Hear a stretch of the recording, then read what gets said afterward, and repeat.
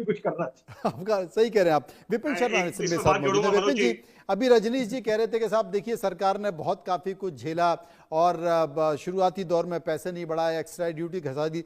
अरे साहब, हमें शुक्र करना चाहिए इस देश के चुनावों का। अगर चुनाव नहीं होते ना तो पेट्रोल के दाम कब के बढ़ गए होते। वो तो पश्चिम बंगाल का चुनाव आ गया था। अब आज ही जो स्टेटमेंट आया है ट्रम्प साहब कहने के साहब डील आसान नहीं थी।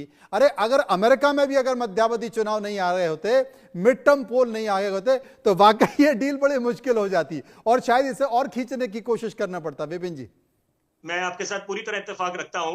दोनों बातें अपनी जगह बिल्कुल दुरुस्त है कि अगर पश्चिम बंगाल के चुनावों की बात करें, वही एक मुख्य कारण था जिसके कारण पेट्रोल डीजल के दाम नहीं बढ़ाए गए।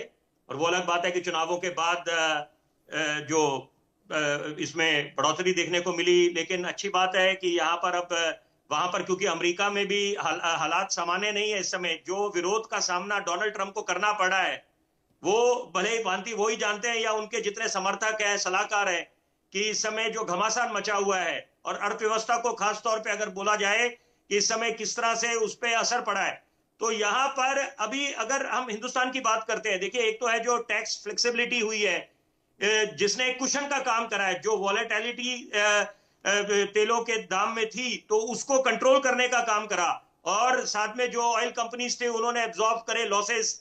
लेकिन यहां पर अब जरूरी बात यह है कि जो ये शांति की वार्ता, एक समझौता हुआ है, किसी तरह से वो कायम रहे।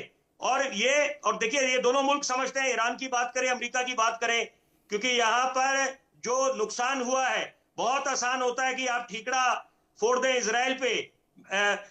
ये नहीं है कि इसराइल गुनहगार नहीं है, दोषी नहीं है, वो अलग है। उसको नेतन्याहू को अलग सामना करना पड़ा है विरोध का, जो उनकी निंदा होती है हर एक मंच पर, वैश्विक स्तर पर। लेकिन यहां पर इस समय ये दोनों मुल्क चाहेंगे कि ये जो शांति, अपने आप को दर्शाना चाहेंगे, कोई नहीं चाहेगा ये जताना कि इनकी हार हुई है या वो कम पड़े, हल्के पड़े।